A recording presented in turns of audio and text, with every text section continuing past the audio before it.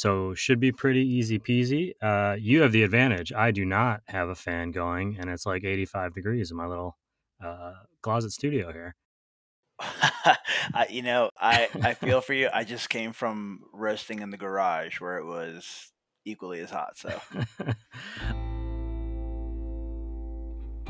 Roastar Coffee packaging, found online at roastery.app, has printed great-looking bags for a host of your favorite coffee companies of all sizes that trust Roastar to produce packages worthy of their craft coffee beans.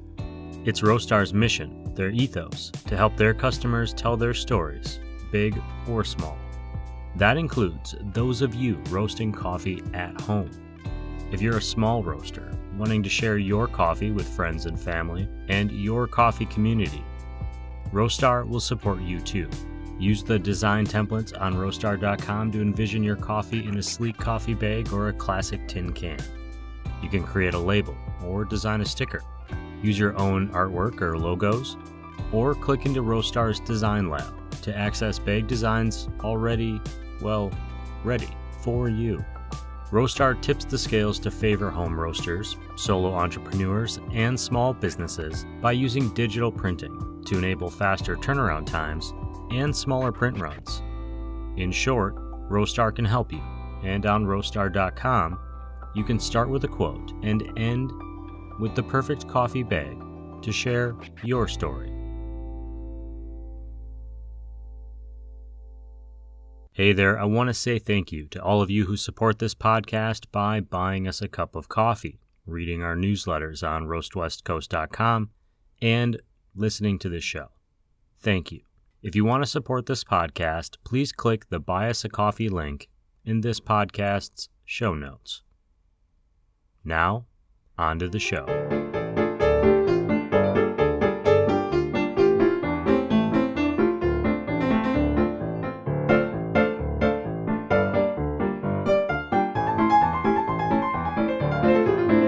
Hey, good morning, everyone. Welcome to Season 11, Episode 8 of the Coffee People podcast, which is part of the Roast West Coast Coffee Network and presented by Roastar Coffee Packaging, found online at roastery.app.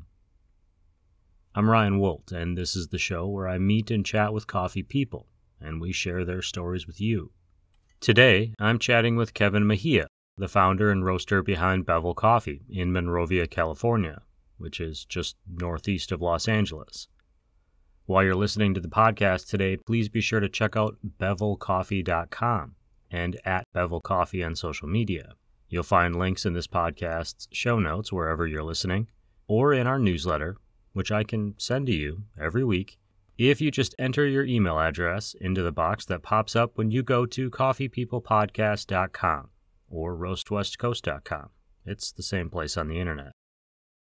On today's show, we cover a lot of ground, including serendipitous engagement, imposter syndrome, and the value of just starting the thing that you've been dreaming of. I've been dreaming of coffee. I mean, literally. Which is why I woke up this morning and headed north. I'm sipping on a lovely cappuccino that I picked up from show partner Camp Coffee Company in Oceanside, California, because sometimes it's a real pleasant luxury to have someone else make that coffee drink. So wherever you are, I hope you have a finely crafted beverage to drink too, and you're going to enjoy it while listening to this episode of Coffee People, featuring Kevin Meija, founder of Bevel Coffee.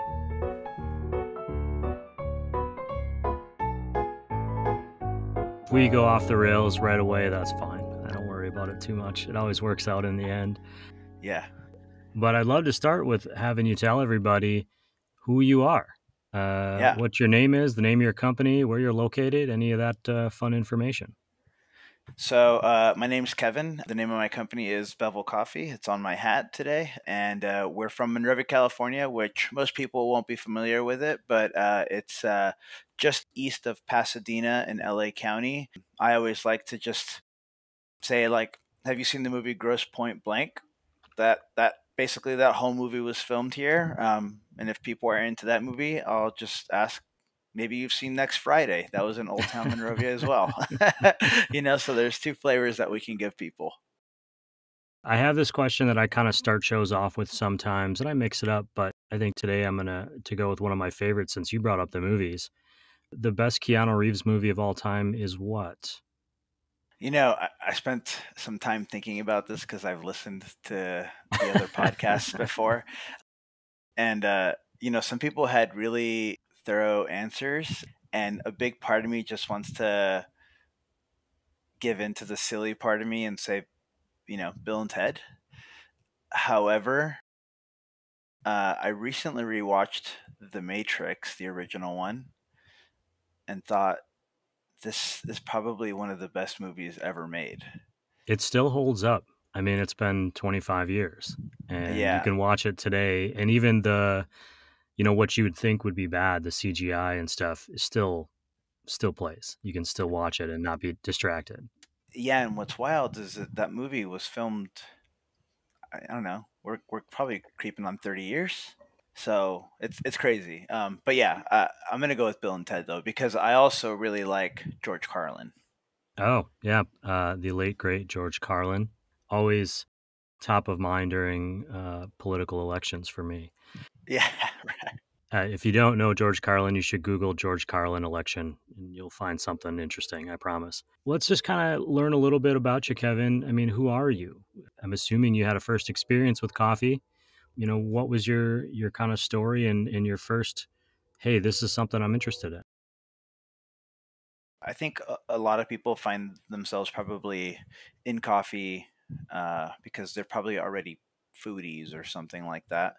Um, and when I was much younger, I was really, really, really into the craft beer thing while I was working at a bike shop. And there's a cafe nearby in Pasadena for those that live nearby, Jones Coffee, and I would frequent that shop all the time. And then a friend of mine one day was like, dude, you got to stop drinking this here for whatever reason. And I was like really into dark roast at the time because I thought that was the thing to do. And he brought me a bag of Suit and Knives coffee, which was part of the Coffee Collab way back when. And it was this natural Ethiopian. I think, like most people that get into coffee, they went, whoa, blueberries. And that was kind of the catalyst for me, beginning to buy. I bought a Chemex, I bought an AeroPress. I got myself at the bike shop. There's this company GSI that makes like camp equipment, and so I ordered this, camp hand grinder, and would like hand grind my coffee in the mornings, and that was kind of the beginning of it. That first time you taste like fruit in your coffee, it's very confusing and very overwhelming. I certainly have a blueberry story as well. You're working in craft beer and bikes. Why not stay there? That's a pretty cool life. Well, working just in bikes, not craft beer, but drinking plenty of it at the bike shop. Cycling was great. Cycling was the thing that led me into what I did for many years, which was work in the fitness industry. So after I left managing or assistant managing a bike shop, I went and became a personal trainer. I worked at Equinox. That led me to connections that helped me, move abroad. And I worked basically as an online personal trainer in 2016, living from Munich. Came back, started a business, and basically operated a gym for almost 6 years. And then I really wanted to put a cafe into the gym. And then that ended up leading to me just leaving the fitness industry altogether and then getting into coffee fully because I started to roast coffee and wanted to really get in touch with the green side of coffee and get to know producers and things like that. That kind of leads us into how you got into it as a career. There's a big jump from going, I want to add coffee to my fitness gym to quitting my job and starting something new. How did that transition take place? What pushed you over the edge? The pandemic, really. So, unlike most businesses, the gym was actually doing really great during the pandemic, and we opened a larger location. But I still had a lot of time because we cut down on hours, and we were just doing a different thing with online coaching while everyone was kind of locked down, right? And so what ended up happening was I had, extra money, and I bought an espresso machine, which I had never really gotten into before.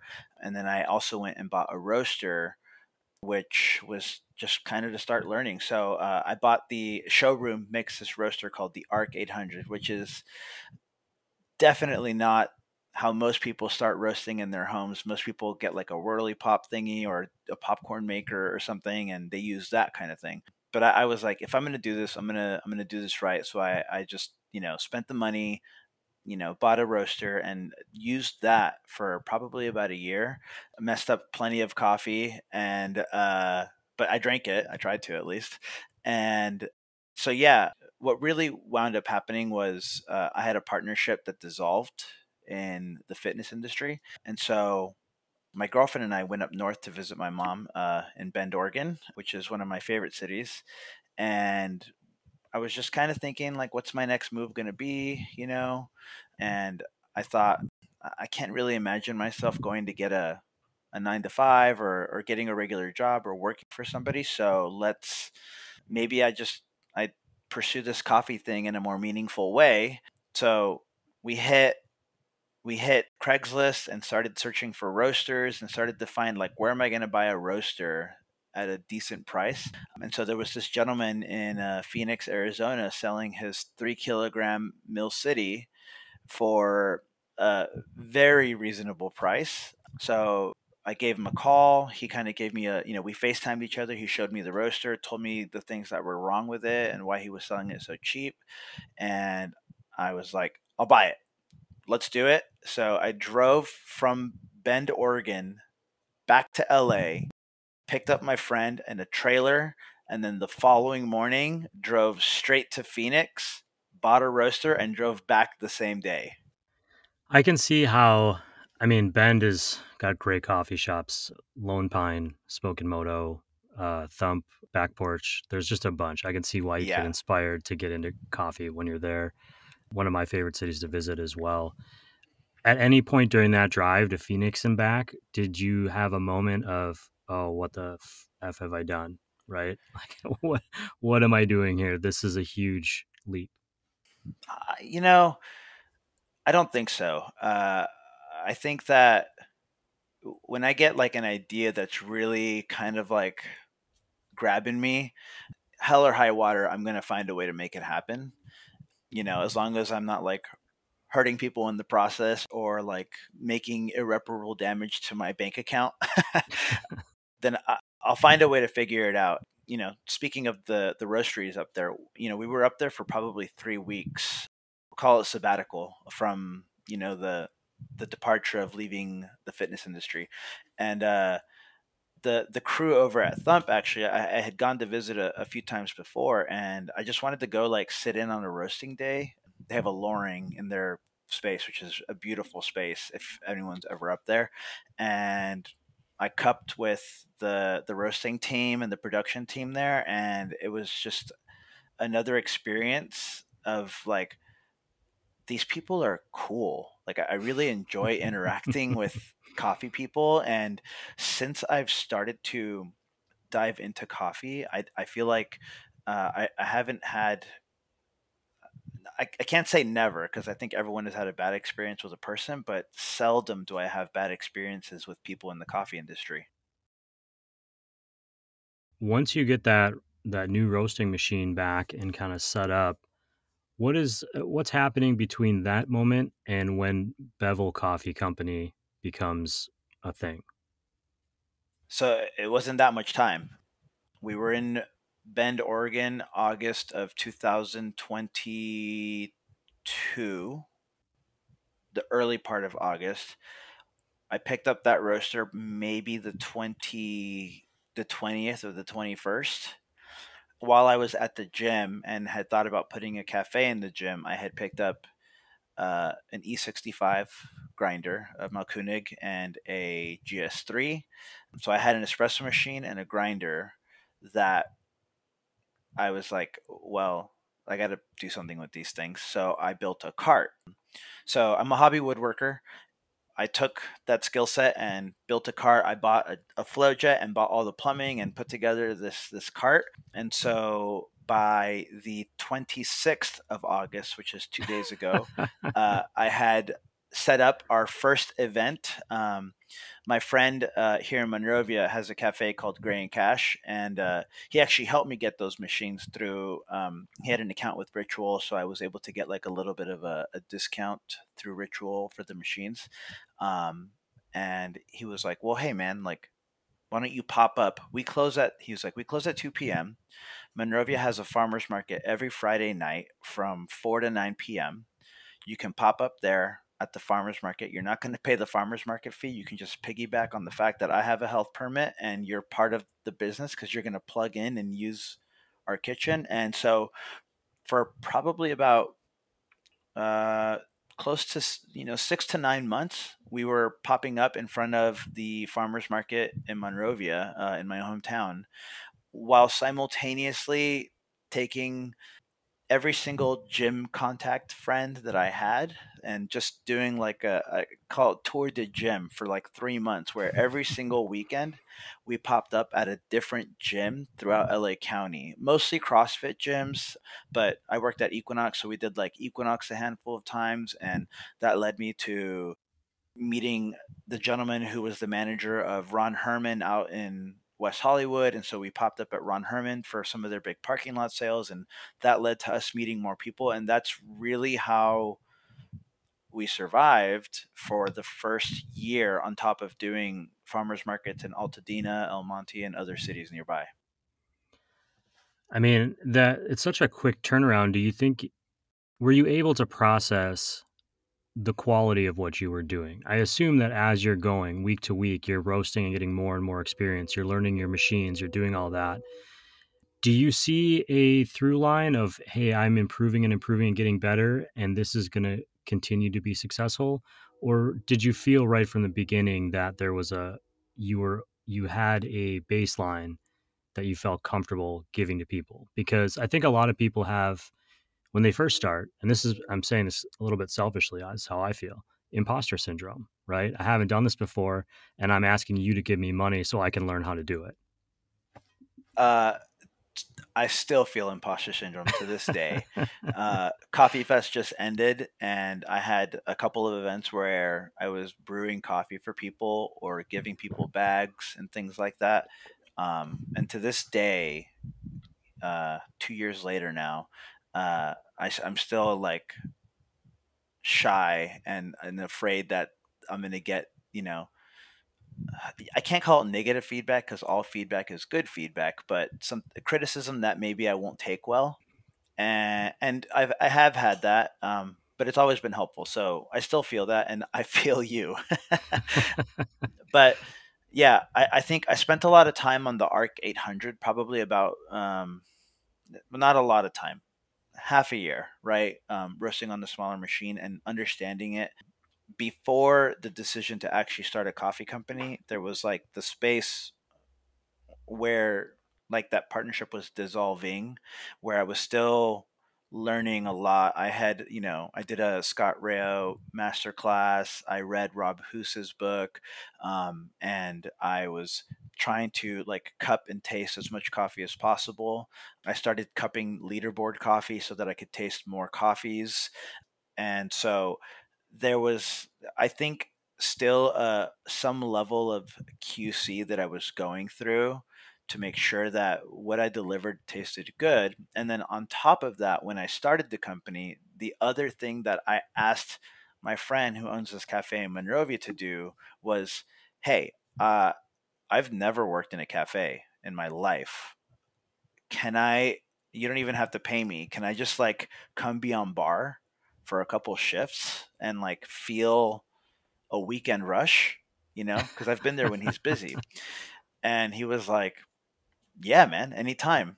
And so, really, I have him to thank because so like back to those like 6 to 9 initial months, I also worked there three three days a week, give or take, on bar for the full day.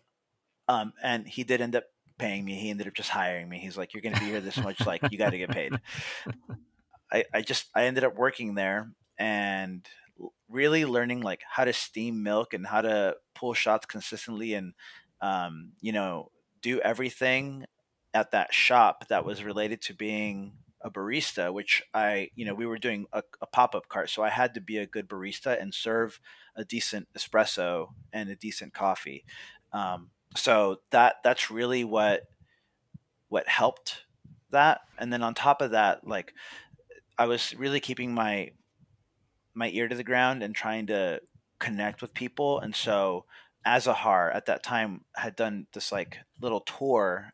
They're an importer of Colombian and Mexican coffees. They did this little tour of, visiting cafes and doing these cuppings.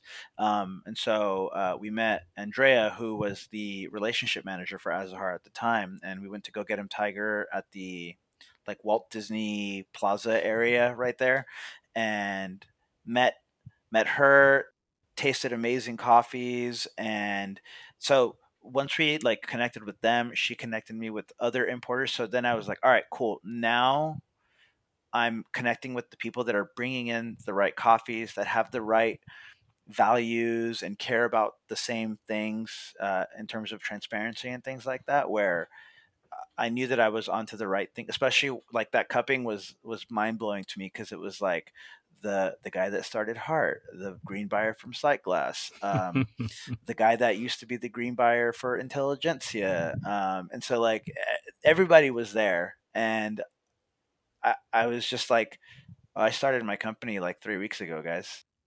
I get that. I was just doing a roasting competition judging, and there were 4 Q graders and then me, who's just like a guy. And I'm trying to keep up with their capabilities of cupping coffees and tasting. But I think that's the cool thing about coffee, and what you mentioned before. Coffee people generally are, one, super open. I hear over and over in the show, like, my company exists because these people told me how they did it and what mistakes they made and shared their thing, even though I was starting a competing company. And I think once you find somebody with a similar ethos, a similar passion for something, your friend who let you work the bar, he probably knew that, like, if you worked the bar on a busy rush day and you stuck with it, you were probably going to stick with it, because it'd be real easy to be like, not for me. It's not an easy gig.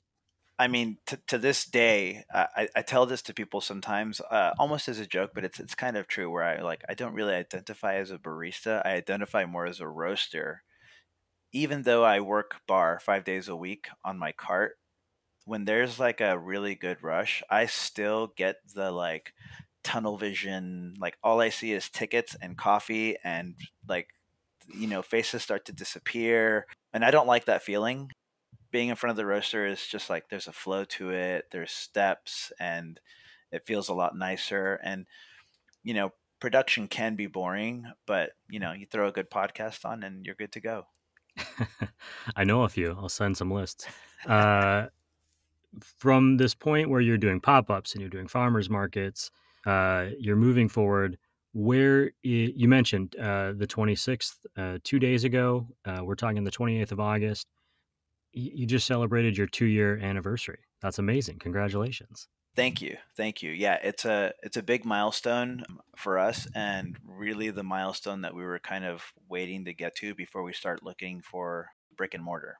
So that's our next step.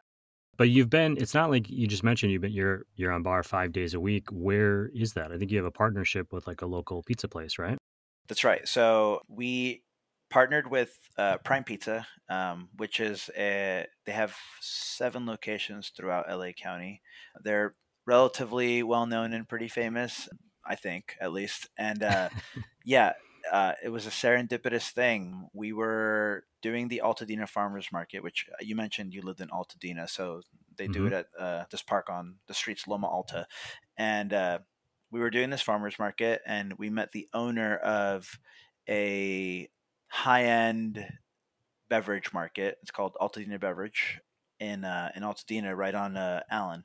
And so we just were shooting it, and I was like, hey, I actually heard that you guys sell coffee and this and that, and we'd love to do a pop up there. And I casually mentioned that what I really wanted to do was find like a permanent pop up location where we can start to build some community. And so that's kind of where that conversation ended.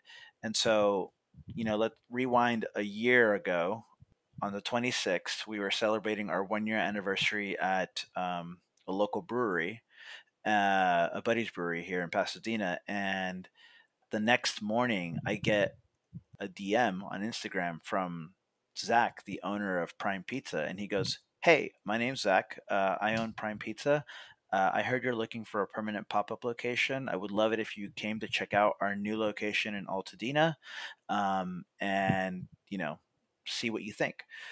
So at this moment, I knew nothing about Prime Pizza. And I was like, oh yeah, sure. Like, how's next week?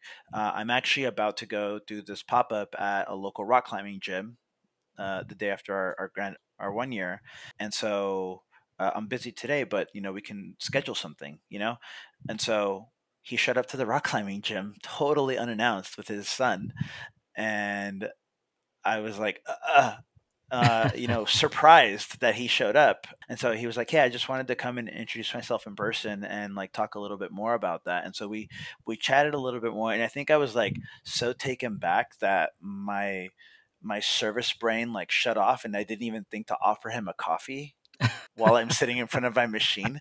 So it's funny because he walked away and the conversation was great, and he walked away, and I sat there and I like looked down at my machine. I was like, damn it, I didn't offer him coffee. And so I was like, man, I blew it, he's in the service industry. I blew it. And so I met with him the next week. It was like a Monday or Tuesday, and they hadn't even opened yet. They're right near Eaton Canyon and Altadena. And so it used to be a bakery called Patty Cakes way back when, and so the feedback that Zach, the owner of Prime, was getting was that the neighborhood really wanted a coffee option because so many people would walk to that area, and that particular area is like there's just like this intersection with like maybe four commercial properties on one side, maybe four on the other side, and then like the two big ones, and that's all there is right there. Other than that, you got to go down like about a mile in either direction to get to some more commercial. So it's like a little pocket right there. And he hadn't opened and he was getting this feedback, and I was like, well, let's test it out. Let's check for a proof of concept. Let's do Saturday, Sunday pop-up. They haven't even opened yet. They were slated to soft open the following Wednesday, and we do this soft open. If you remember, a GS3 and a grinder, and we had like a pitcher rinser and things to like speed up the workflow. But in any case, a single group machine, and it was a 4 hour pop up, 8 to noon, and it rained. So we were like, oh, dude, it's not going to happen. I was like, well, let's set up under this awning and like, let's fulfill our promise, So we set up under the awning, and it was crazy. For 4 straight hours on Saturday and Sunday, there was like a line under the entire awning, plus like around the building. People were leaving in line. I felt really bad because people were waiting like 30 to 40 minutes to get their drink after they ordered, because we hadn't really had like a system to throttle the line a little bit and to, do any of those things because we'd never experienced that. The proof of concept was there. It was amazing. And so I was like, well, what do you think about Thursday through Sunday? Like, let's do 4 days.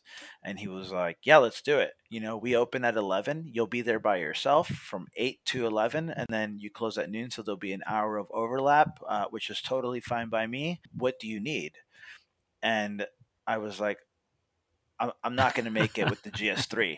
So I need to go buy a bigger machine. And he was like, invest, man. Let's do it. And so we reached out to a friend of ours. My girlfriend and I, work in this together. She, on paper, I own the business, but she really helps with the numbers and the accounting and the things I don't want to deal with. And so we borrowed $12,000. We hit up Black Rabbit, and Ryan, the rep there, was like super helpful and found us a La Marzocco PB2. And so we bought this PB2. We hopped on Craigslist. I found this coffee cart that was built with like this refrigerator and this whole thing, but it needed 240 volts. So Zach, the owner, installed 240 volt on an outlet outside, and we just slapped this thing together, and it lives at the shop. We moved it there, and that was all we did. And yeah, we've been doing it for a whole year since. So the 1 year at Prime will be Labor Day, the 2nd of September. That's wild to think of how quickly you had to react to it. Hey everyone, this is Ryan, the host of the Coffee Smarter and Coffee People podcasts. I've mentioned on the show several times, actually, that I use Baratza grinders at home. I've found them to be consistent, durable, and frankly a company that I feel values their customers.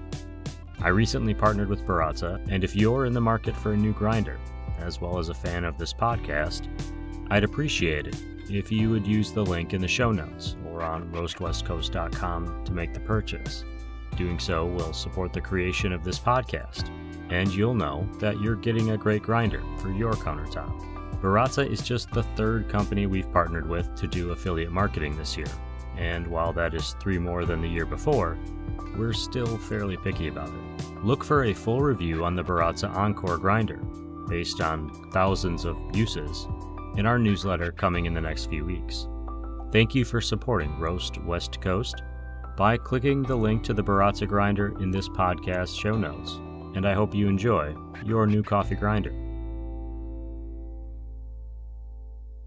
The name of the company, Bevel, you mentioned earlier, you're a woodworker. Can you explain what that is to people, and how did you come to that name as something that represented what you were trying to do? So, like any naming story, there was a lot of thinking about different things, and buying several domains even that I didn't end up using just in case. And while we were in Oregon, I was just trying to think of things that were concepts that could illustrate something to people that hopefully will be clear, right? So a bevel is just an angled edge on a wood piece, right? Many times it's a non-structural thing. Most of the time non-structural. So you might see like a bevel edge on a mirror, or you might see a beveled edge on a cutting board, and it's not part of the structure of it, but it adds color and depth to this otherwise plain object.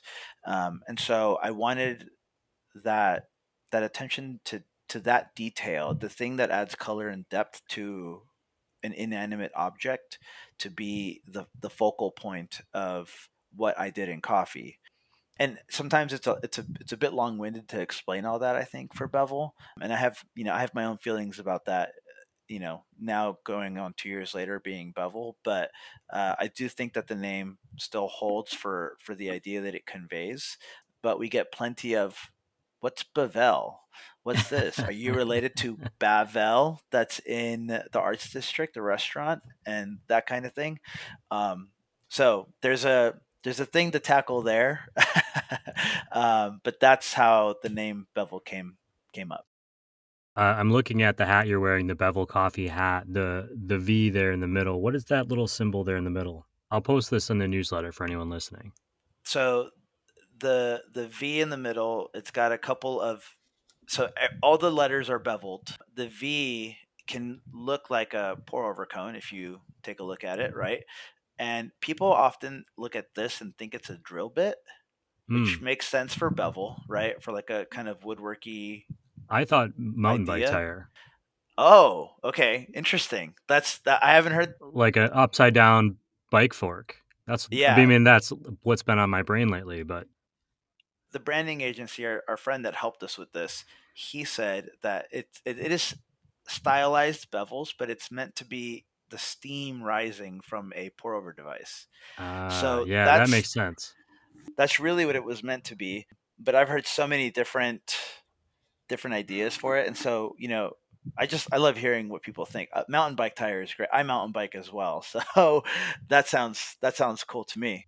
Yeah, when I was stalking your Instagram a little bit, doing some research, I was like, we do a lot of the same stuff here. Like, this guy and I have a lot of similar interests. I'm not a big mountain biker. I do love that culture. I'm doing a pop-up in the mountains for the Mountain Bike Association in October. If you're Okay, listening, watch for news on that. I just got a new mountain bike like a week ago, so it's like all I'm thinking about, trying nice. to get back into it. Yeah. So interestingly enough, you're saying you're doing a pop up in the mountains. While we were doing all the farmers markets and things like that, we connected with the owner of a pack station at a local trailhead, which has been closed since the. I think it started in June after the pandemic. So like March pandemic started, and in June there was this massive fire called the Bobcat Fire that destroyed so much of the mountains. And one of my favorite trailheads, Maggie, the owner of the pack station, had purchased it right before then, and then they couldn't operate the pack station. They have pack mules that take you into a campground deep in the mountains there. So they've been closed since 2020, right? They're slated to open in October, and she just stopped by our pop up. Unfortunately, I wasn't there. It was Sunday while we were at Coffee Fest, but she mentioned that she wanted to potentially do a maybe another permanent pop-up situation at the trailhead because it gets really busy there on the weekends, which I agree it does. And so slight chance that we might just put the GS3 up there permanently, which to me speaks to my heart, man. I would love nothing more than like to serve a couple of coffees for like 3 or 4 hours and then just like grab my bike and then take a lap around the trail right there. There's something about bikes and coffee that goes together. It's a stereotype for a reason. Coffee does a lot of things, and it sounds like to me you're somebody who is very proactive in making choices about the things that you're doing, both in coffee and outside of that. I saw that you did an origin trip to Honduras. That's right. What a part of that experience, stands out to you as the part that's like, this is what I'm taking away from this? So yeah, we were in Honduras a little over a month ago.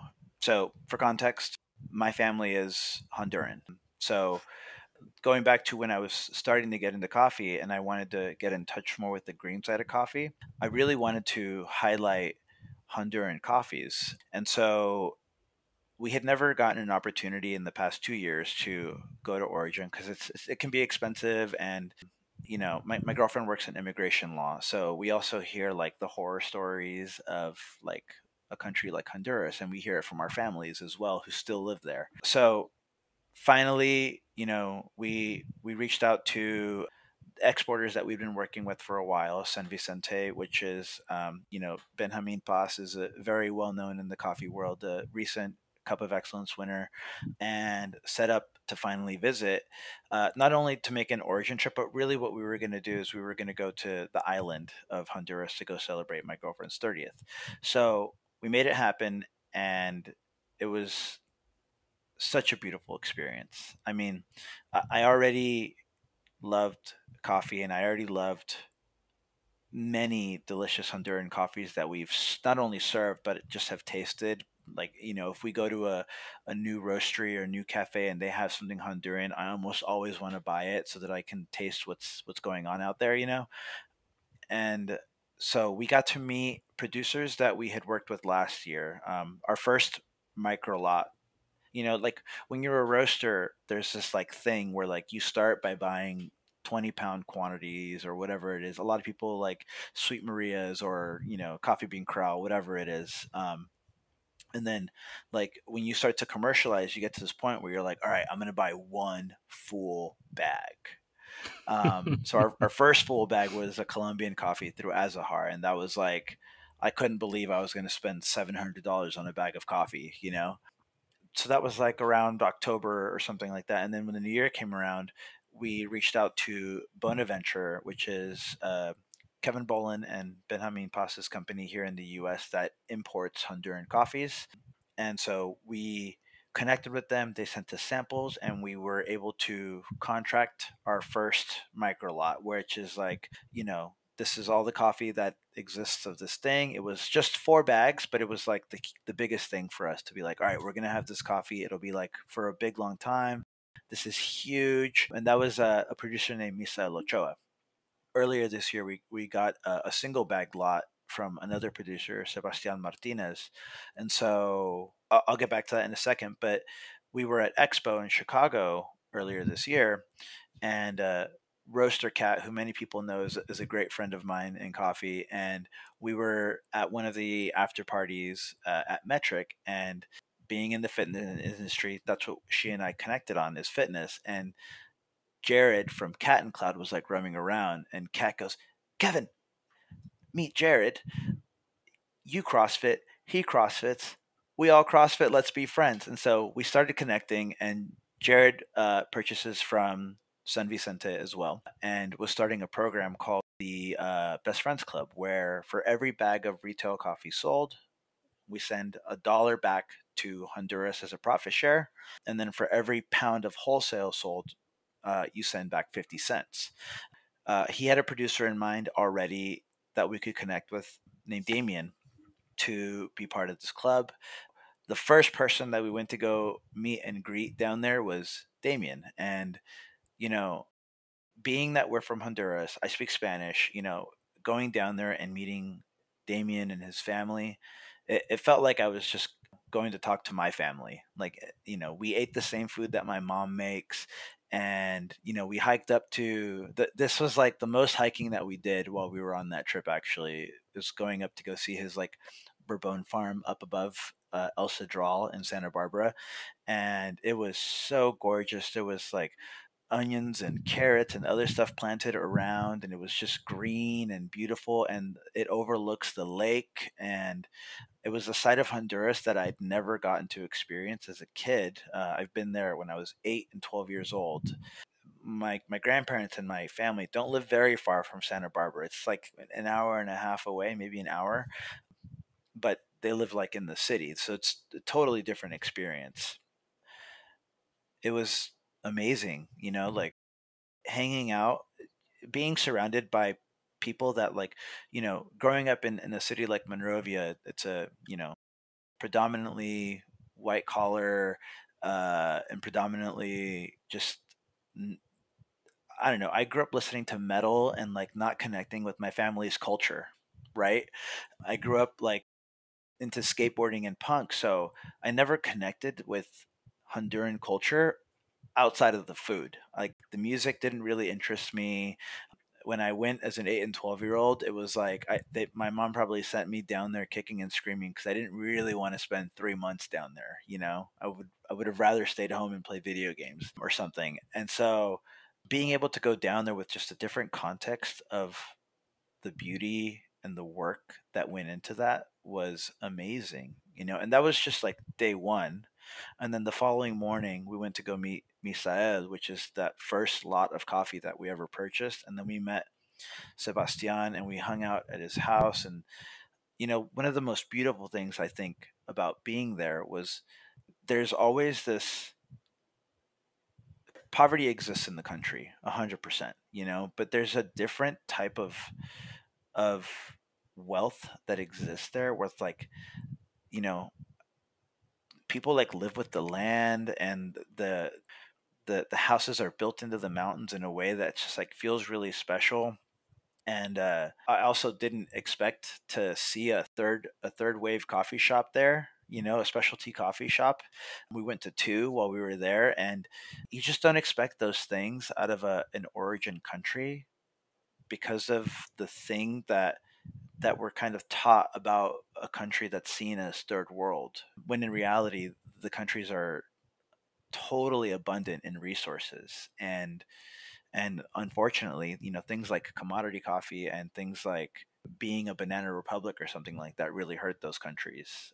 Really trying to like put my best foot forward, and not being a part of that problem is a huge thing that we started with to begin with, but this is like really more clear to me now after that trip. Very cool. I've lived away from home for a long time, and domestically, obviously, I'm from Wisconsin. But even when I go home now, I see things in a different way because I'm a different person. I'm a different age. So, like you mentioned, that 8-year-old, that 12-year-old, he's not seeing the same thing.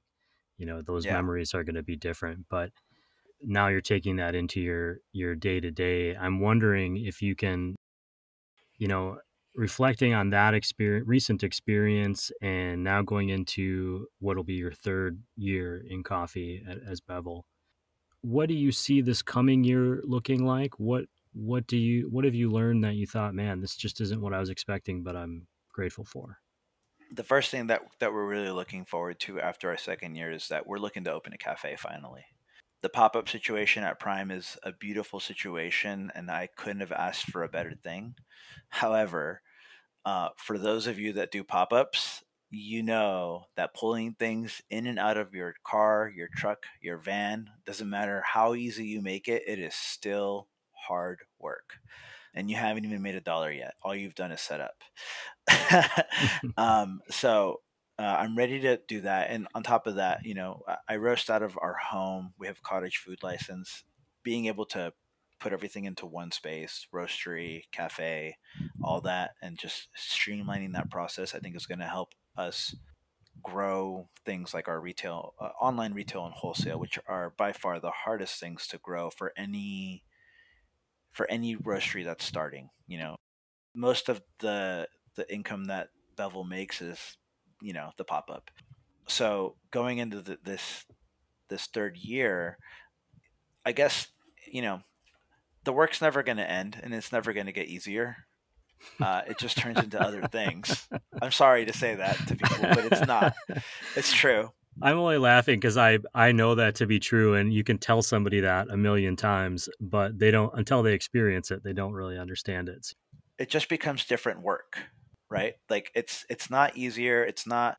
There are things like, you start to delegate things out and all that stuff, and that stuff's really important. And I think, I had the fortune of having run another business beforehand, that I came in with like some business sense. And even then, I think that, like, there are days where I'm like, I kind of want to like reach out to a consultant and have them look at my cost of goods sold and like my expenses, and help me really like make sure that this is a profitable business.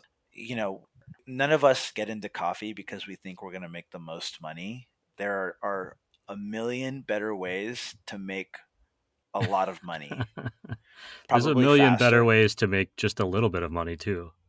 Yeah, exactly. And we all do this because we love it, uh, and we hope that we can earn a living doing it. And for better or for worse, like, a lot of businesses don't even make it to year two, so we're lucky to even be at this point right now. And so I think, being a pop-up is probably, I can't for certain say, will be the most difficult it has ever been, but it's pretty difficult.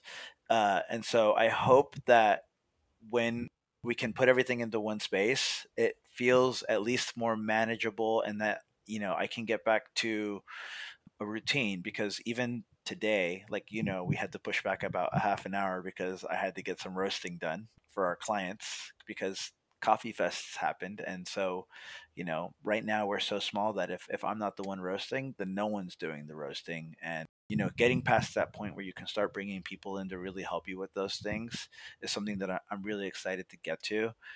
And excited to just kind of make a mark. And then another thing as well, I wasn't really sure if I was going to talk about this, but I think that there are probably decisions that we made early on in Bevel that, it's like a decision that a company that's been in business for 5 years might make.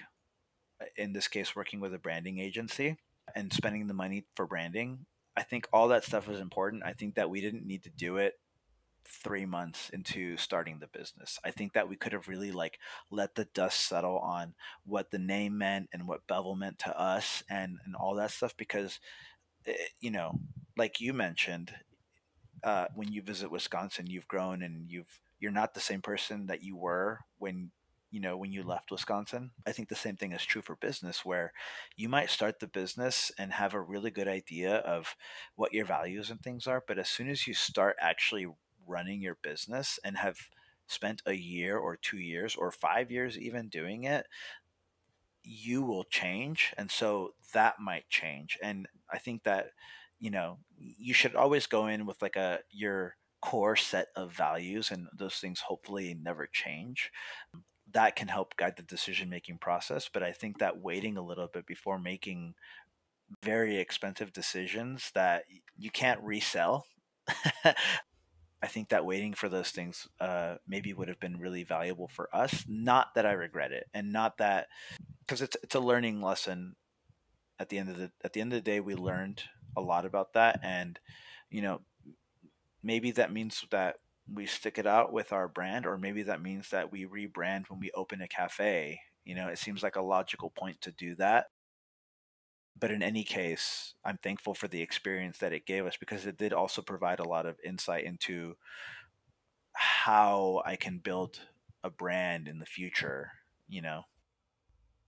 You're talking to a guy who named his company Roast West Coast, and I interview people all over the world and had to change the name like 3 times to try to figure out what I was doing. So I'm glad you mentioned Roaster Cat, because without her being super cool about me using the name Coffee People, this show would be something else too. Obviously, the founder of the Coffee People zine and a previously great guest on our show. Because of that, I know we're coming kind of to a close here on our time. If you were to give one piece of advice to somebody, something to help them, somebody that was thinking about starting a business in coffee, is that what it would be? The get your feet wet, see where it goes, or is there something else that you think, hey, you're right at the beginning of this journey that I'm several years into. This is what I wish I would have known. Uh, you know, there is no substitute for just starting. You can think about starting a coffee business, or you can just start one. And you don't need to have the fanciest tools. You don't need to have a branding agency to work with. You don't need all of these things. You just have to want to do it. At the end of the day, even if I had not bought a roaster, you pop up with we could have popped up with our espresso machine. We would have bought coffee from Sight Glass or somebody. If we didn't have the espresso machine, buy a V60 and start a slow bar, and that in and of itself is a thing that people have done. There's no shortage of space for another coffee business to exist and thrive. I think as long as you are being authentic to people and showing people that you love and care about this, and are just willing to put yourself out there and share that you care about this, that's all you need.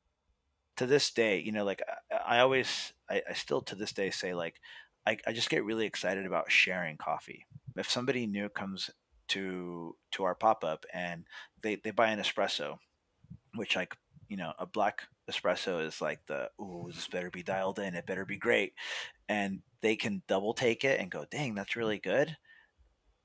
Nothing makes me happier than to know that we not only, like, got to deliver an awesome experience to that guest, but also that coffee came probably from one of our friends at Origin. So we were able to share that person's hard work with this person and the thousands of other people that have come to our shop. Um, so yeah, just start. It's the best thing you can do. You might need to work 2 jobs, but you'll find a way. If you want it, you'll find a way to do it. Well said. Kevin, what did I miss today? What should I have asked that I didn't, or was important to you that people knew, if anything? Uh, what have we missed? I don't know. I feel like we talked a lot. I see 2 guitars in the background. Can you actually play them? I can play them, yeah. Going back to the branding thing, if you look at, like, I'm sure there, like, if you scroll the Instagram, you'll see that, like, lately our bags have gotten a little more plain, but the old bags had, like, this big splatter pattern on them, and that was influenced by one of my favorite bands, this band Sumac, like ambient metal band. I grew up playing guitar and bass since I was, I don't know, I think the 7th grade, 12 years old or something like that. So it's always fun to say I've been playing guitar for longer than I haven't been. You know, I'm 33 now. So yeah, I do play music. And I think that actually going back to roasting coffee and that, like, there's always this, like, roasting is an art, it's a science, it's kind of both. I think for a while there was this, like, and even going to woodworking, there was this, like, music wasn't really fulfilling this, like, creative need for me for a while. And so during the pandemic, woodworking really took that place where, like, I was able to create tangible things with my hands.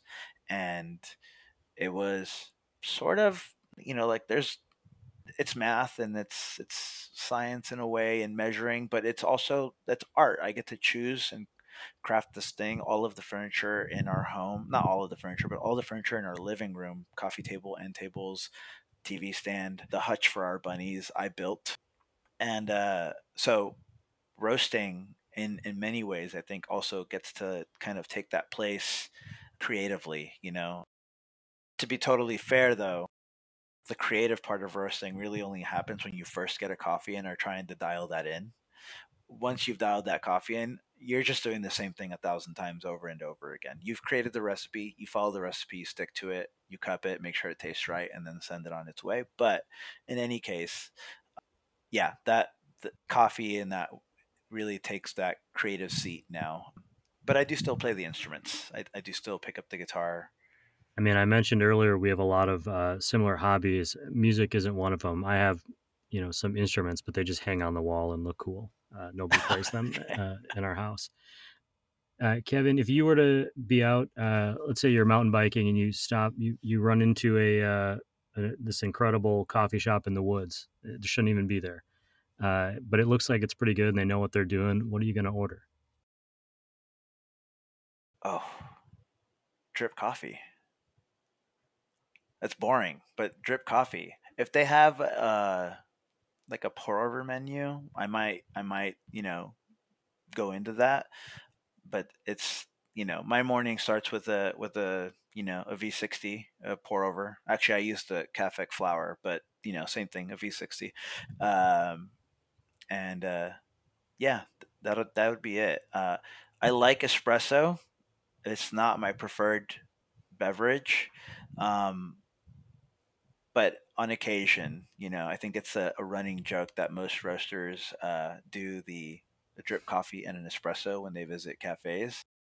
If I'm visiting a cafe, uh, I'll do that. But otherwise, it's really just the drip for me. I usually won't even finish the espresso. I'm pretty caffeine sensitive, which is wild considering I work in coffee. But 1 cup of drip is all I need, and maybe I'll do that espresso midday if I've had a good bike ride or a workout. Kevin, thank you so much for taking an hour out of your day to spend with me. I mean, it seems like you're crazy busy. I'm excited to see one, who won your big grand prizes for your anniversary party giveaways, and two, how the next year plays out, and when there's a couple of doors for me to walk through into a Bevel Coffee Cafe or whatever. Yeah. Thank you, Ryan. Hopefully soon, fingers crossed. And, hopefully the next time you're in LA, you can definitely stop by and I'll get you a drip coffee. Sounds like a plan, man. I appreciate it.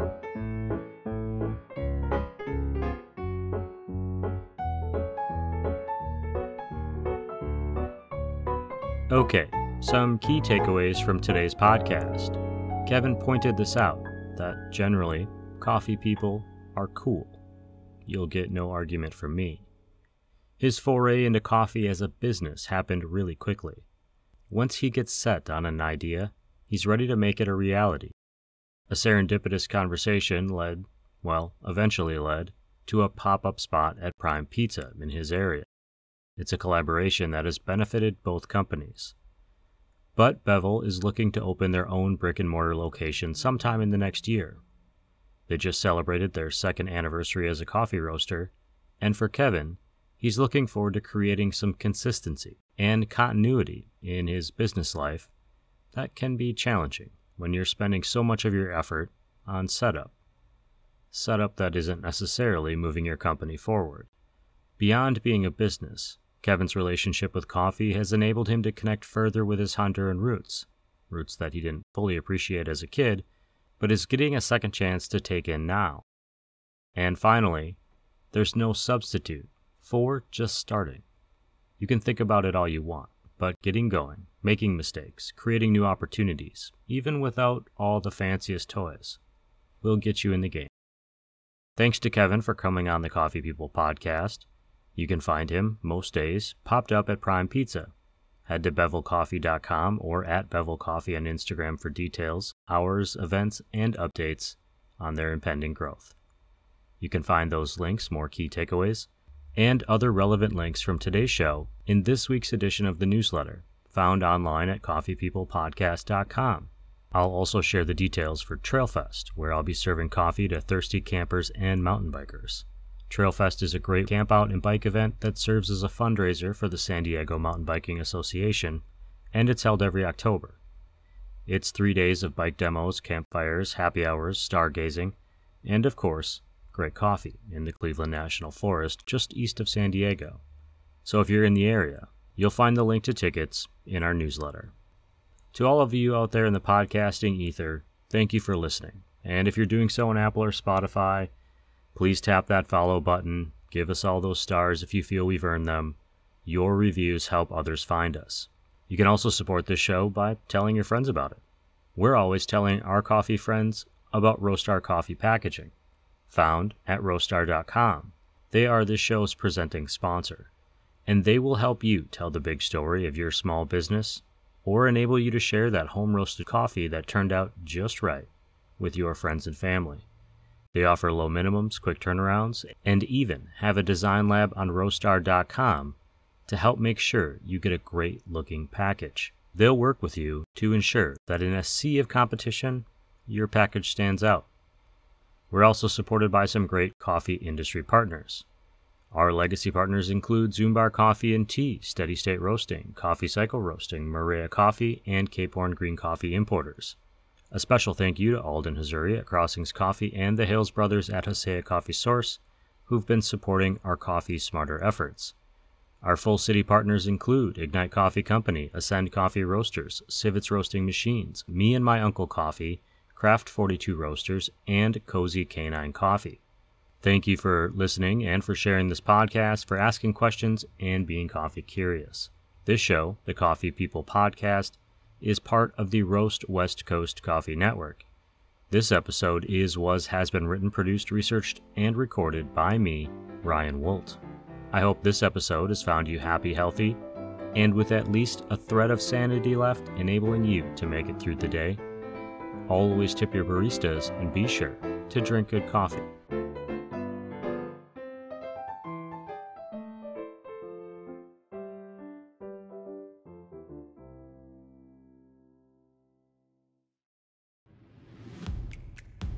If you are in the early stages of your coffee journey, we want to support you.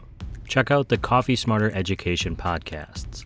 Coffee Smarter is designed to enable coffee drinkers to brew a better cup of coffee at home. And Coffee Smarter Pro covers industry-specific topics for baristas, roasters, shop owners, and aspiring coffee professionals. You'll find both shows on your favorite podcast platforms or on our website at coffeesmarterpodcast.com.